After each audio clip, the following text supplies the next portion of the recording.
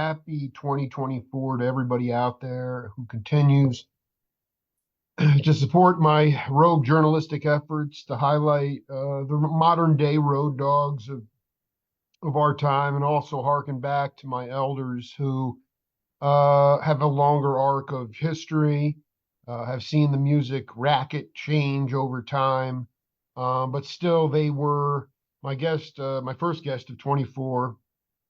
Really started his career when all the seminal cats in all genres of music were still going pretty strong, whether it was Elvis or Louis Armstrong or Bill Monroe, Dizzy Gillespie, um, Tony Williams, Philly Joe, all these cats, they were still alive. That my guest, even if he was just playing their records, could gain the essence of human-made music in the moment, first take, done. And he turned that into a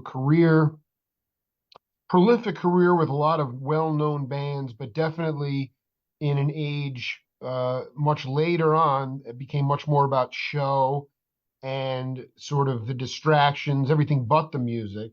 My guests continued to try to drive the rhythm and, heal sentient cats along the way. But yeah, music for me at this point in my life is completely psychically healing. It's better than any psychotherapy in the world, but I think a lot of patrons miss out on the fact that if they bring a fanaticism to the bandstand and get the cats out of their thinking mind, all bets are off. Tris Imboden, welcome to the Jake Feinberg Show. Oh, Jake, thank you. Wow, that was really well spoken. That was right. I wanted to ask you because that was right off the top of my head. I've been doing it a long time. I can just riff on it. But like, can you talk about, as a drummer, most cats are like, yo, just keep it in the pocket or just keep, but to me, the best drumming, when it's appropriate, is when you're playing melodically, when you're reacting to the next sound you hear. And I kind of wanted you to just talk about that evolution of your playing. How early on in your musical career were you able to be part of the conversation, not just a timekeeper? Okay. Well, gee, I was so blessed, Jake, to be a part of a band right out of high school. I was asked to join a band that already had a record deal that was forming. There were two guys that were in this band that preceded the one that was forming that had the record deal. And anyway, this band named Honk, Honk. I've seen the records. I've seen those records. I haven't heard the music. I mean, I'm fast. Go ahead, please. Okay, yeah, I was just going to say we were so eclectic. We actually we proved two very important acts wrong in their lyrics. One was Jimi Hendrix saying you'll never hear surf music again, and the other being Loggins and Messina, don't play anything mellow at the whiskey, right? We actually did both. The band went on to the surf music thing. That is so, yeah, that's so, but really, even though you made the soundtrack and whatnot, and at the core it was like a that vibe, that Orange County surfer vibe, like you guys played it. You were playing post bop, psychedelic rock, everything. Yeah, man, and not just that. The band played everything from like Blue Rondo a la Turk, like the Brubeck version of that to oh man, I mean, that is so all over the map. Yeah, that's the problem, but nobody could they couldn't pigeonhole you guys. No, they couldn't. And what was cool was, we were also, we played original music nearly exclusively, except for the select tune here and there that we just happen to love and couldn't help but play. And so everybody in the band, they were players, too. And so it was very conversational and open-ended, particularly when it came to soloing and that. And so everybody having come from kind of, that we were rock and roll people really at heart, but with the strong jazz influence. We love the interplay Right. always, and Right. No, so the that strong adherence to swing. Yeah.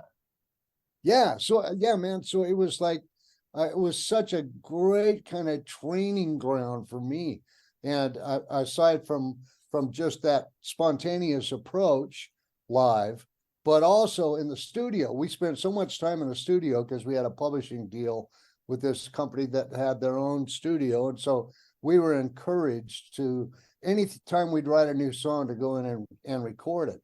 So I kind of cut my teeth in the studio with that band Honk as well. And we went on to do pretty well. We went on the road opening for the Beach Boys, and we opened for Chicago, which proved to be So prophetic. funny. So funny. Yeah, we opened Yeah. for Loggins and Messina, also prophetic. And Wow.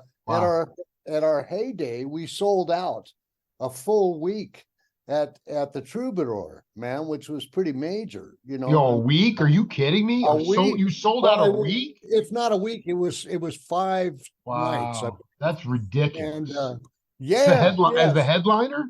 yeah. We become kind of a pretty good draw in Southern California at the very least, and we caught the ear of a lot of musicians, gratefully, and producers and that. So when the band split up, and I moved to LA to kind of seek my fame and fortune as a session player or whatever, people kind of knew who we were already, and the band was respected. So that was a leg up, for me. So You talk about like the guys in the band about how that they took what they did seriously, but they didn't take themselves that seriously. Do you guys have a lot of humor in your music? yeah, kind of. Well, there were some funny cats, I gotta say. And there was one female in the band, Beth Fachet Wood, who married actually Steve Wood, the keyboard player. But yeah, very definitely Well, a what I'm sense of saying is humor in that everything we did. I wanted you to talk to younger cats about, especially in jazz today. If you go to see a jazz presentation, very serious, a lot of riffology, a lot of chops, not a lot of conversation. And I wanted you to, and I don't want to paint with a broad brush, but the point is that I think the music has become a little bit too precious. And I Uh-huh. wanted you to talk a little bit about how that humor lent itself to reaching a greater spiritual level. Interesting. Yeah. Yeah, well, I think, Jesus, we cannot any any of us in life, hopefully, Yeah. hopefully we don't take ourselves or life all so seriously that we can't find the humor in just about anything if you look for it. I'm with And you, brother. I'm with you. and likewise in music, I mean, music, uh, in, when I was all those years in, I was playing with Chicago, their expression was, it's not brain surgery, it's not that serious, so Exactly. don't Right. make it so. Don't try to make it so or overthink it too much, and yeah, so anyway, um Do you think that um some of it had to do with or a lot of it had to do with the fact that you guys learned the music, but like you yourself were self-taught. It uh, wasn't, I mean, the amount of cats that I've interviewed that were at North Texas or right. Berkeley and didn't even graduate because there was so much work. They went on the uh, road. Like it was like a profession. But part of that was because you were making up the rules. yes, as we as you went along, that's right. Yeah, I kind of at times have regretted not having had, Berkeley or North Texas State or something in my background, being self-taught. I mean, I do read and that, but it's a muscle for me. I have to do a little bit every day or it atrophies, you know. Yeah, And it's like real work. It's real work. Yeah. yeah, but man, gratefully I've been able to glean enough to at least kind of, you know, get by in most situations. There's some things where I'm way over my head, and and I've been thrust in some of those. Can you Uh, talk about a time of being like playing from the seat of your pants because you were just gonna fake it till you made it? Oh God, yes, man. Well, I've a few times. Well, I remember one in particular. I'm not the strongest reader, okay, Sure. but Harvey Mason had pulled his hamstring, I believe, uh, playing tennis, and so he couldn't make a few big movie and or rather uh, orchestra dates, you know, recordings for jingles and for movies and that. So I got some of the overflow, and Wow. and there was one particular session I'll never forget that it was one of those scores that, you know, it took 5 music stands to accommodate the whole score, Right. They were all taped and together. Yeah. and it was with a 70-piece orchestra at the Paramount like studios, you know. So, and oh my God, man. And with a Japanese conductor, it was for a Japanese some Toyota production or something. And anyway, man, I was just petrified that I was going to lose my place in the score. And anyway, I somehow made it through. But I remember it went through all these bizarre sort of very Japanese kind of movements, What which year? What year? What year was this?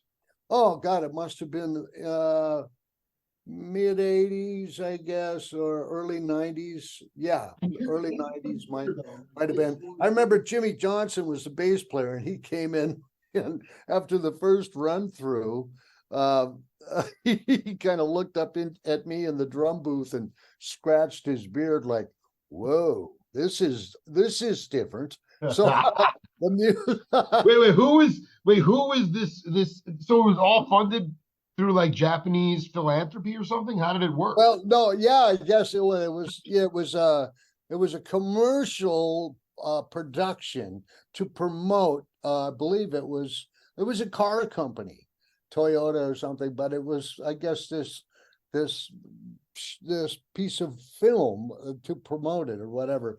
But my God, you know, the Joe Picaro was on percussion My and hero, my uncle. Emil I love the Richards. man so much. Rest in peace, man. Oh man, I know. And, Freaking love that guy. So he meant him and Emil were my spirit uncles early in my career. Like that, I mean, especially Emil, but I met Joe later. I got to hang with him. I can't imagine oh, how cool it would have been to play with him, man. it was amazing, but I was so intimidated that plus, you know, Sure. string players are always kind of play behind. So they had the conductor, the Japanese conductor, and a click track, and they were flamming like, you know. Oh my I mean, God. where the conductor's hand came down was not where the click track was. And traditionally, string players always play way behind the beat. So I was getting stink eye from them because You were trying to push the tempo. Yeah, I absolutely. was playing dead center of the click Right, or right, right, and right. you know, trying to, It's too which is fast for like, them though. Yeah. yeah. Anyway, it's pretty funny. Oh man. But that was a situation.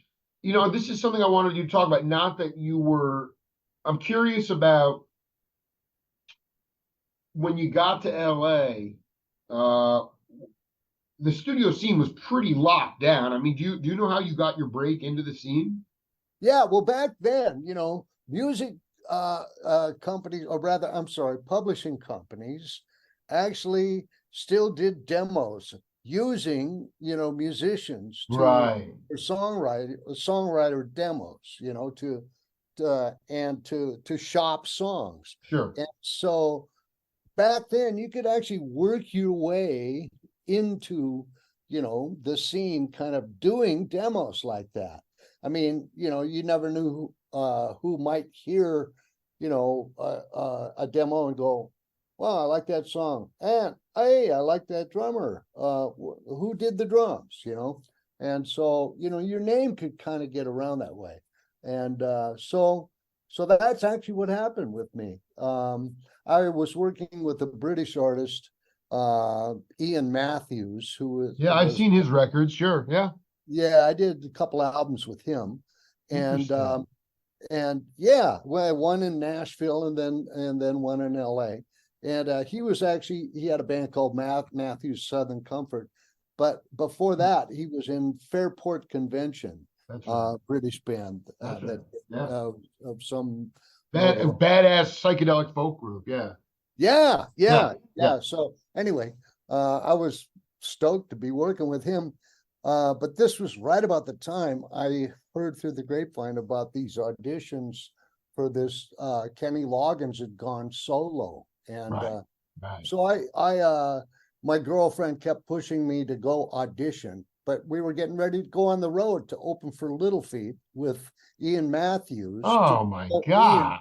yeah, so I was kind of reticent about doing it. But of course, God, I loved Loggins and Messina. And when Yeah, I they were heard freaking the, great, man.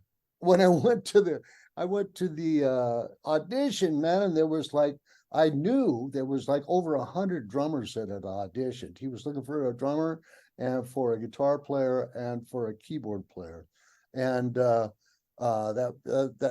fill out the band. I took some of the guys from the last Loggins and Messina incarnation already. George Hawkins on bass and the two horn players, John Clark and Vince Denham. And so Vince anyway, Denham, dude, rest in peace, man. oh man, Dude, God, he's one of dude. Mike Clark's a dear friend, so we and yeah, him and Vince grew up together in Oakland, I making up. know, They were making up the funk before Herbie ever did the funk. Him, I Paul know Jack. the, Yeah, you know that. Paul the Jackson, Vince, Oakland and Mike. Zoo. Yeah, the Oakland Zoo was their band. Exactly. You know it. You know it. Yeah, Paul Jackson too. Paul Jackson, Vince Yeah. Denham, Mike Clark. I mean, so Denham. All right, so go ahead. You one of a Oh, hundred drummers. What happened? so anyway, I went and auditioned, kind of thinking I had a deer fart in a windstorm's chance of getting the gig, and so I kind of did it to satisfy my girlfriend, just pushing me. But then, my God, I heard the music and went, Jesus, this is so hip.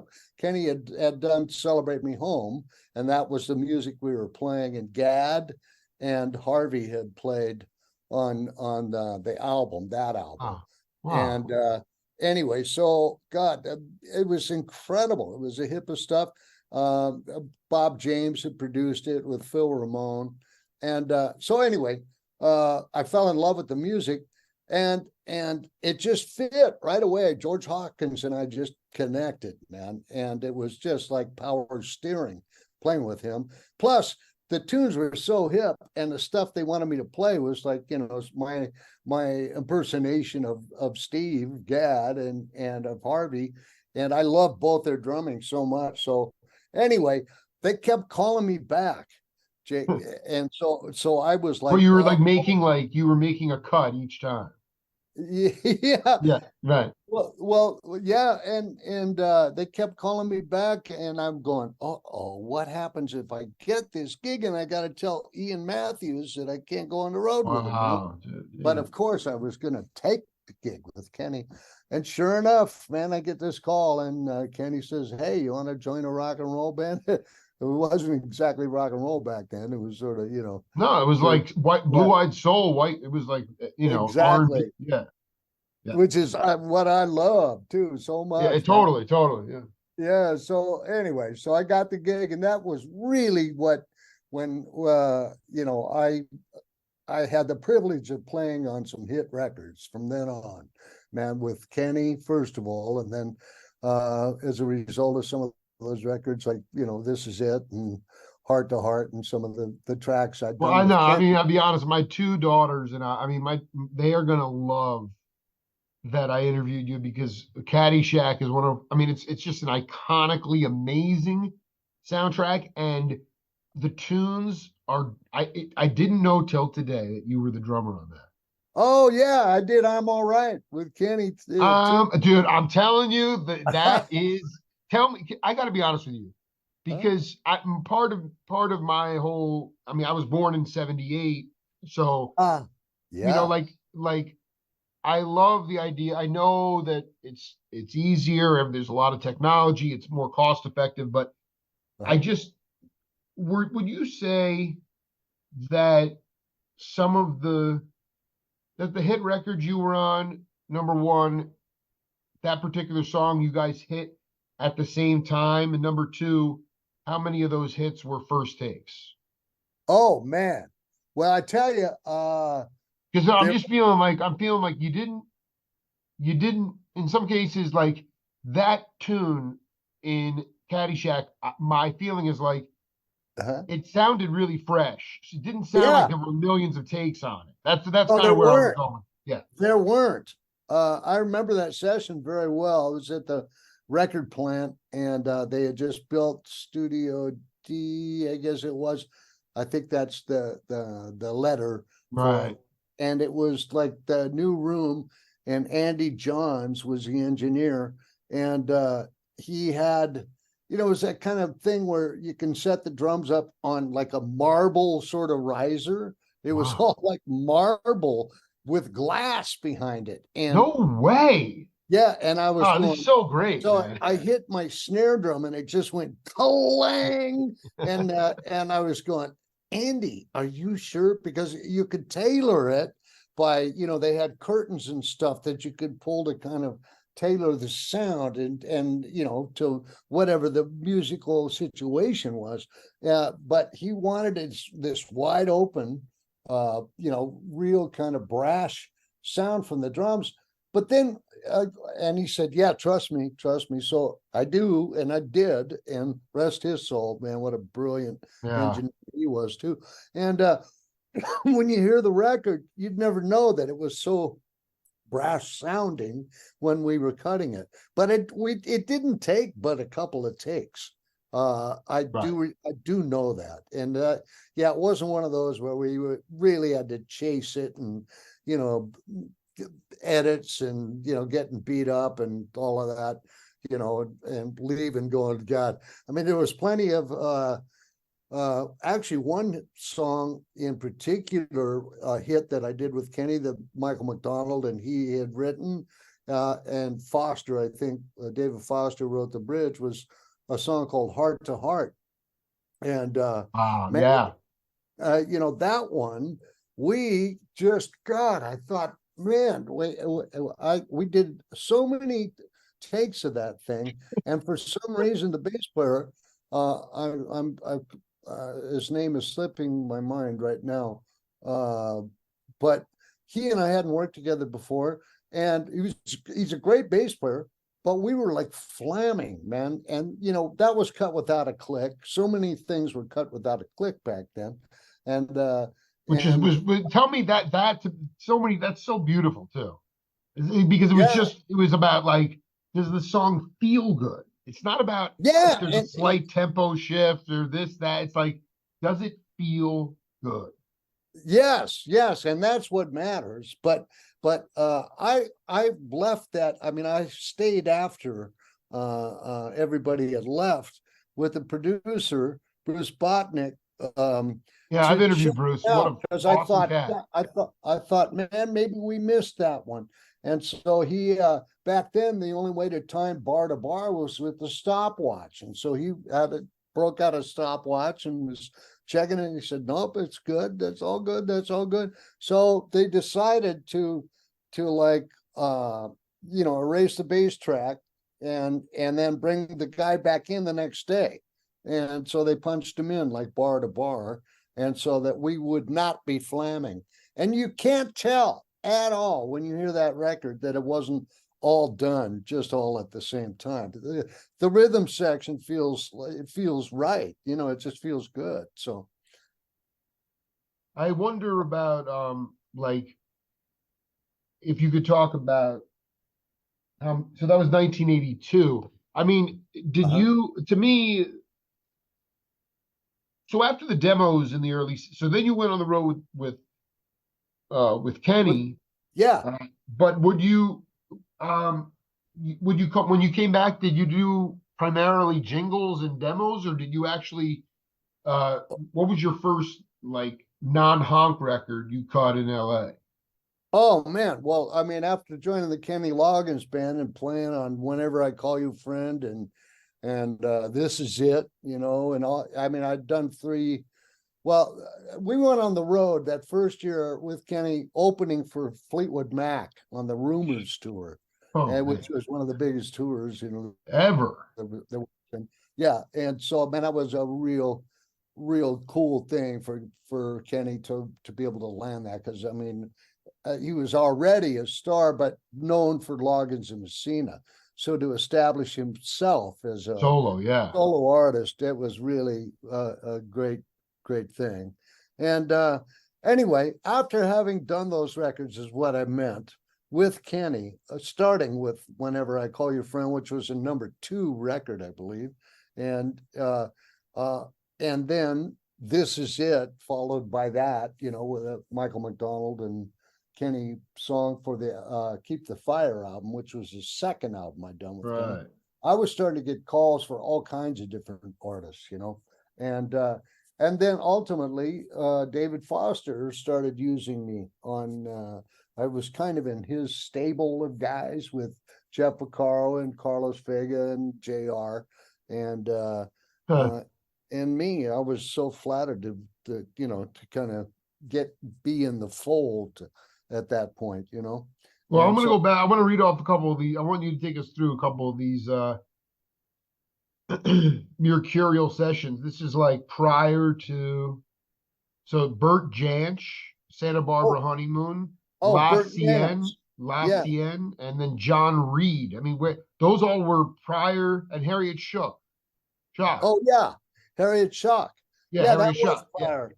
Boy, you sure have done your homework. Hey man, I'm after impressed. it's all I mean, what, man, I remember seeing this Honk record. I was like, wait a minute. Oh, I'm like, Tris was on the scene way before the Chicago days. So then I'm like, holy, you go back to this like uh-huh. really special time. You were Oh. like right after you were there when the meatball fell after all the psychedelia of the late 60s, and Yeah, then everything was so psychedelicized. Didn't matter if you were square or not. It was just totally yeah, out. And yeah, you were able to play like original music during that time. And I'm sure it wasn't the fantasy that I assume it was, but I just feel like um you guys, it was seen as a viable profession. That's the thing yeah. that concerns me today, is just the propensity of amazing cats, not enough venues, frankly, not enough bands. But it was Right. seen as a profession back in your time. Right, or potentially a profession. Yeah. If Yeah, that's if right. you were fortunate enough to hook up with some people that were making noise that got a little popular, yeah, you could make a living doing it. And then, I mean, there were those that got the full on brass ring, and I kind of, in spite of not being a part of one of those giant bands or whatever that came out of that time period, I got a taste of it, and I got to work with all those guys, Right, in one right. situation or another. So man, I count myself, I'm so blessed, I gotta say, and I'm so grateful for that, man. That's so Um, cool. No, I mean, part of it's timing and luck as well, and yeah. grace. But like, what was were you somebody that was going to the Golden Bear, or would you go to Shelley's Manhole? Would you go to any jazz clubs? I mean, grow like in your teens Oh growing up. yeah, man, absolutely. And speaking of the Golden Bear, which I happen to live not far from, I Dude, live in. someday me and you are gonna go. If you're, we gotta go get a beer there. I mean, I've never been there, but like Oh. I did an interview with Jim Keltner, and he talked about trading sandals with Jack DeJohnette in the parking lot there. Man, yeah, yeah, Yeah, yeah. sick, sick. Man, I saw Jack DeJohnette Yeah. at the Golden Bear playing with Charles Lloyd and No Keith. way. Oh, Yeah, they played the man. Bear? They Yeah, played the at the Golden Bear. Bear? He Oh played at my the God. Bear. That Yeah, is the Charles best Wood, story I've Keith heard in Jarrett. 2024, man. Oh man, yeah. Wow. Oh Wow. God. And Wow. I was like, I was all of 16 or something at the time, and I'd taken my girlfriend, I was gonna try to impress her with the fact that I was hip, Yeah, right? you're going to see some hip music. Yeah. Yeah, yeah. And you know, back then they would play the head to one song and then goodbye. They'd Right. Gone. they'd be out and play one Yeah. song and 40 set. minutes. Yeah, totally. Yeah, yeah. I It's didn't know so what the hell insane, was man. going on, man. Where one was, I didn't have a Dude, I clue. would have been losing my, I hope people were dancing. I fear they weren't, but I hope people were dancing. Well, there were those that did that Yeah. understood, but I certainly wasn't one of You them. were just hanging with your girls. I mean, that is so. Yeah. But the Golden Bear, man, is so funny. I saw everybody. I mean, I'm way into the blues, and Paul Yeah. Butterfield, played there regularly, and the Paul Butterfield Blues Band. I play some harp too. That's my second instrument. And man, Wow. and I used to, God, I just love going to the Bear. Seen so many great bands over the years there. But then Honk ended up being like, we were there like a lot, man. It Dude, was that's a third insane. Were you sellout like kind of the house band there? in a way. Yeah, yeah. Yeah. And I mean, we played there probably more than any other band there for at least a Wow. number of years. And Wow. Did anyway, you did Levon Helm ever come through? I never saw him play there. He may have. Yeah, no, I was just thinking He about very like well may have. But God, I that love. because like Gary Busey was out. I mean, I think Busey was playing in a band. It was a wild scene out there. Yeah, Um, yeah, yeah. would you go into LA to the manhole, or or was that just too far a drive? You weren't that big a fanatic, or Dante's or any place like that? Well, when in my teens, no, because I didn't have a car. But Hmm. I would have loved to. Uh, but I did, I went to the Whiskey on occasion. I saw Buddy Rich record a live album at the Whiskey, and Wow. I saw all kinds of bands, at the Whiskey and that. And I would have loved to have the Lighthouse and stuff too in Hermosa Beach. I'd gone to, and Howard Rumsey then moved it to Concerts by the Sea or whatever. And after I'd kind of was in my 20s and that, and living in LA, I was sort of a regular there. So I lived in the South Bay. I God, I got to see so many great acts. I just feel Go so ahead. fortunate to Yeah, have grown up where I did, because everybody, the proximity to LA, plus in Orange County, there were some legitimate venues I could go, exactly. Right. and so I got to see so many great bands, man, and all my favorite people. And Christ, I even got to see the Beatles at, at the Hollywood Bowl. My mom took us, my sister and I, man, for That's this. so cool. So that day she used her car to drive you guys. Yeah, yeah, I Yeah. didn't have a car yet, Right, so, right, right. yeah. God dang, man. Did Just you did so the bands I want to ask you about uh Weather Report, Return to Forever, Mahavishnu, uh oh, in their early infancy times, did you see them? oh man. I not in their infancy, but of course, With as like Jocko and like those kind of you saw 'em with yeah, like I would have given my left, man, to have seen Weather Report live. Later on, I did get to know Joe Zawinul some. Uh, really? yeah, when I was playing with Al Jarreau, everybody loved Al. Yeah, I love it. I did great. I love it. We did a great interview. Oh, I loved him, man. God, one of my favorite human beings to ever take a breath, man. That guy, what a great human being. Totally, dude. We missed that cat hard. Oh, big time. Yeah. But Joe was a friend of Al's, and so I actually met Joe Zono through Al, as I did meet Chick Corea and everybody, man, Yeah. Peter Erskine and so many of my heroes I met through my association with Al Jarreau. dig this, Jake. Yeah. I still pinch myself when I think about this. I was playing with Al Jarreau in Madrid, Spain, and guess who came to see Al? Just happened to see that show and was asked to come up and play a little tune called Spain.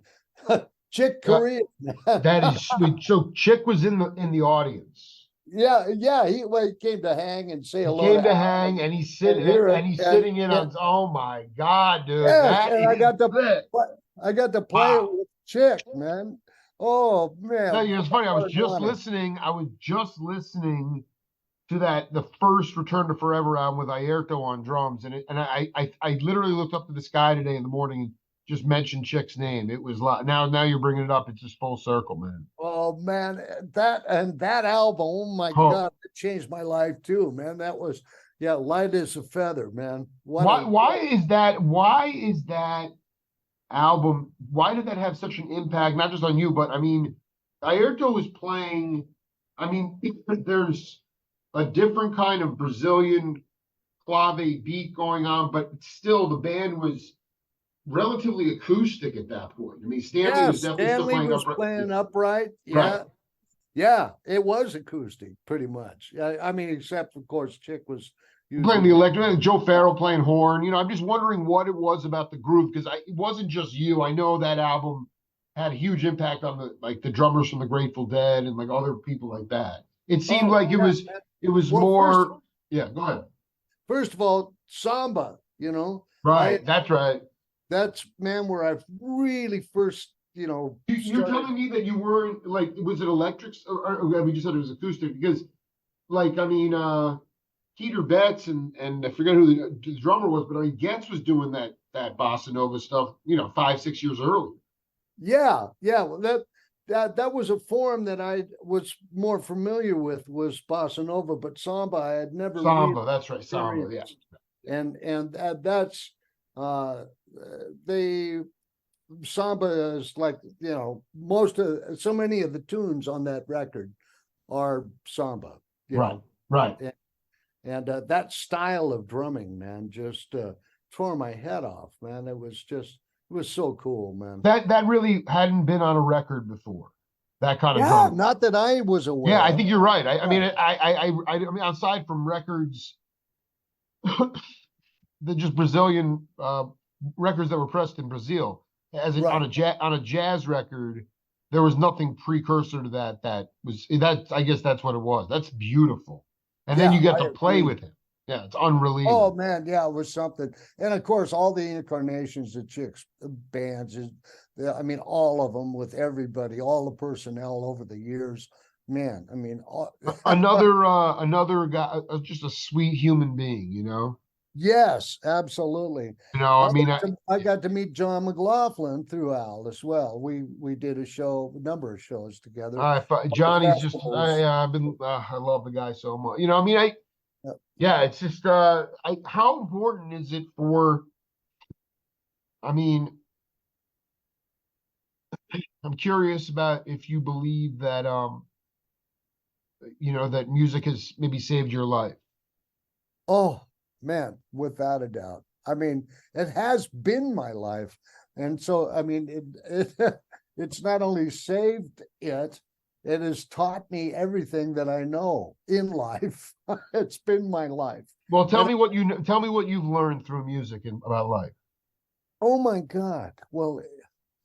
Oh, well, the metaphors are many. That's fine. I mean, I'm just sure, yeah, no, I'd love to hear even just one or two examples. Like, it's important well, because let me see. yeah, Um, well, first of all, uh, first and foremost, um, the more you learn, the more you find out how little you know. And yeah, yeah. with music and in life in general. Right, right. I mean, that's right. I completely agree. Is there a tangible example of something in music where you were like, I got it, I'm pretty good at this, and then all of a sudden you were just like, wow, I really don't know anything. But it didn't, you know what it was? This is what I'm trying to get at is like, it didn't it, it, when you found out about that realization, it inspired you. It didn't prompt you to put the sticks down and quit and feel discouraged. It inspired you to No, keep growing.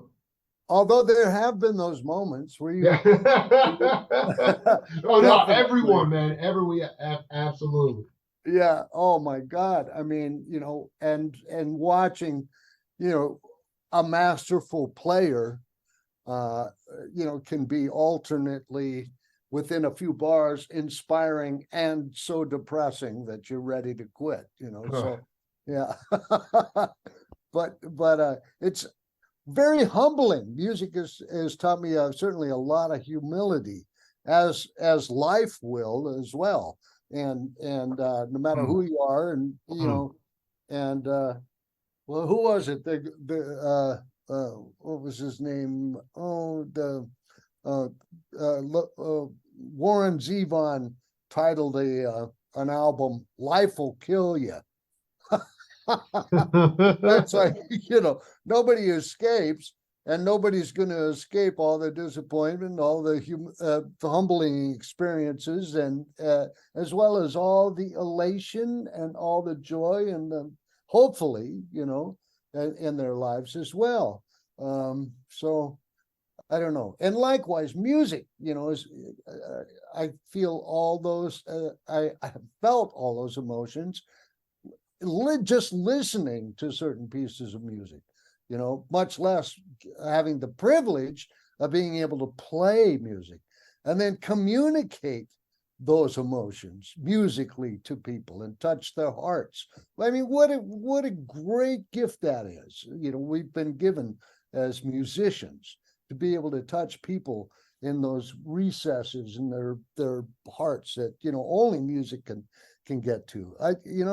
That's a really truly a privilege to be able to do that and make a living doing it. Yeah, well, yeah, absolutely. It's a privilege. I'm glad it popped back into my head. There's no doubt in my mind that in your early part of your career, especially in the live settings, you weren't necessarily. I guess the whiskey probably had a pretty nice sound system, but there were a lot of clubs that were had antiquated PAs, Mm-hmm. and there were no in-ear monitors. And I really couldn't think of a better person to talk to because you've been on both sides of this thing. Like the idea of I have a big problem with cats and wearing in-ear monitors. Yeah. To me, that you're synthetically taking in the music and you're more concerned with hearing yourself as opposed to the other people in the band. And Yeah. like I have no doubt that when Tris Imboden was on the bandstand, maybe a light stanchion fell over or people are talking. And the point is that the environmental noise, Uh-huh. the environmental sonic sound, I don't want to say noise, is part of the musical equation. And I Huh. just wonder if you, like with Chicago, or like, did you resist in your monitors? I feel like, Yeah, I just, I feel like people, yeah. I didn't like them, man.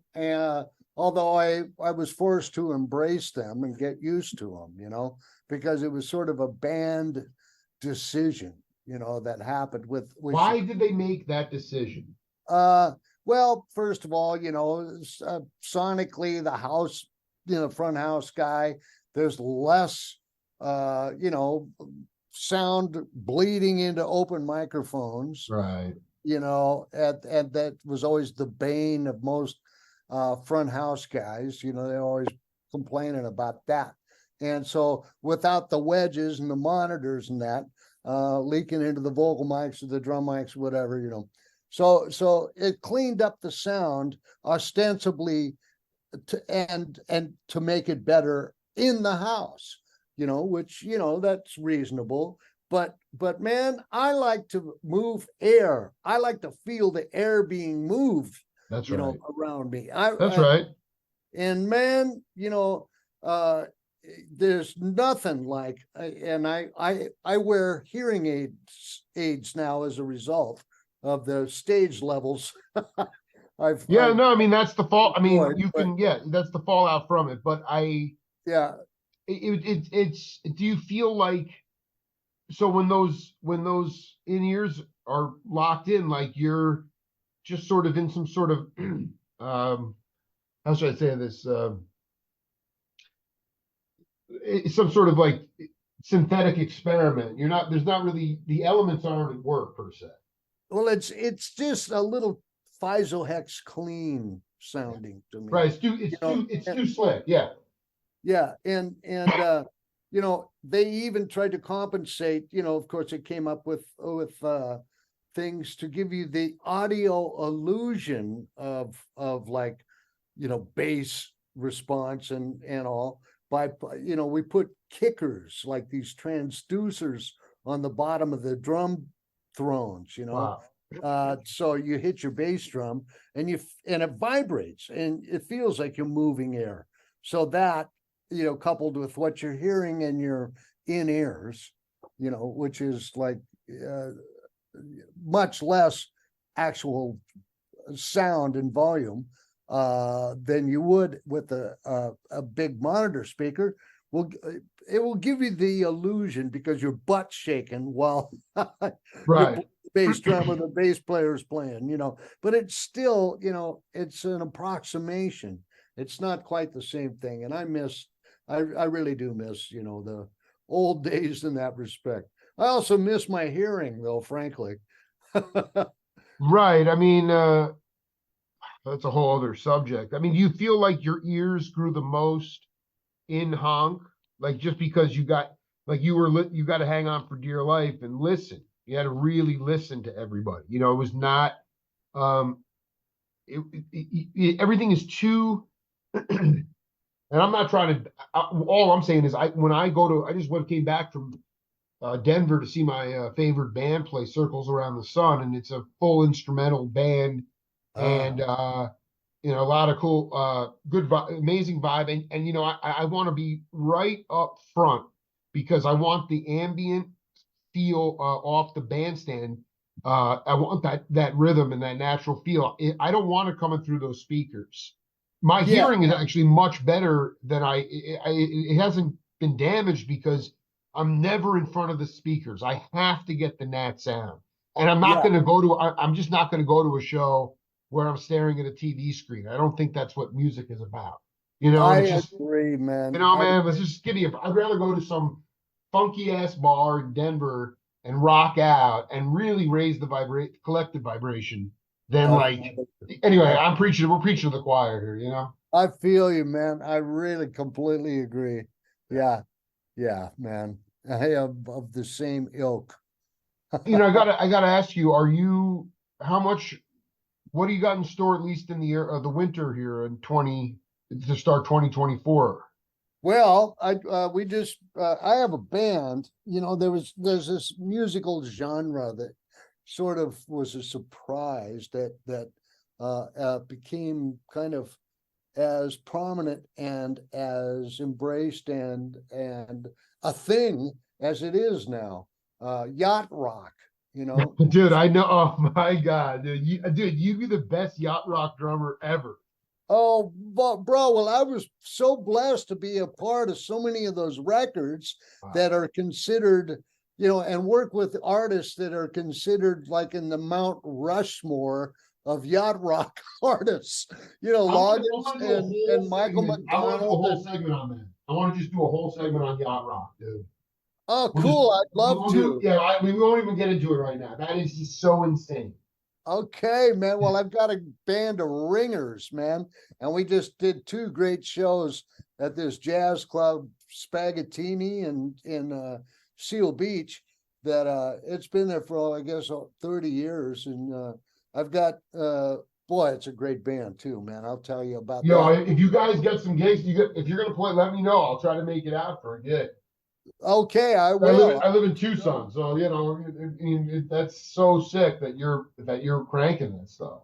Yeah, man. Well, we're having fun, man, because now at this point in our lives, we can do it and have fun doing it, and not like beat ourselves up, on the road for months on end anymore.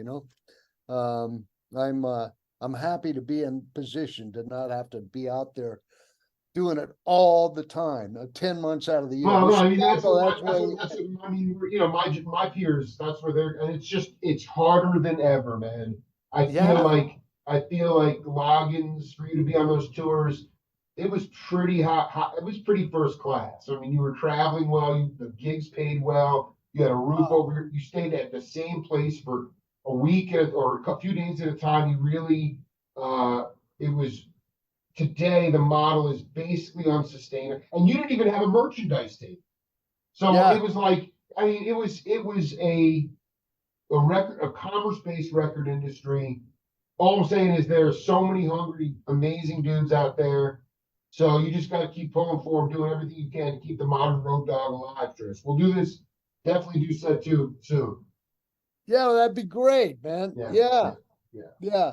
Well, we're looking forward to doing more, and we've been selling out, these smaller little places, and just having a great time doing it and playing, tunes that we all had skin in the game, in the creation of, or have worked with the artists live and played these songs live. That's the whole criteria. I'll tell Did you you what. ever did you ever publish a successful yacht rock tune? Uh, Myself, you mean Well, I publish? mean, like where you would get publishing credit for one of the tunes. Not no, unfortunately. But It I've doesn't played matter. You'd a whole stay in the bunch game of. because you were getting calls to do all those records. So Well, yeah. yeah. Of the top five on the yacht ski scale at the top, I played on number two and number four of no, three out of five I'm playing on. So Wow. and that, and the scale goes to like 200 or something. So anyway, yeah, so I had the good fortune of being a big part of that. So I'm grateful for that. True, Imboden, Uh it's an absolute honor, man. I'll have this up later tonight, and we'll be in touch. Thank you for being my first interview of 2024. Oh man, I'm really flattered you asked me, man, and I really enjoyed myself. Thanks a lot, Jake. Oh man, I'll have this up later, man. Well, it was a ball, man. Thank you so much, brother. Okay, well, All right. all right. Well, all the best to you and happy New Year. Thank you, man. See you soon. All right. Okay, all All right. right. Bye. Take care. Bye bye.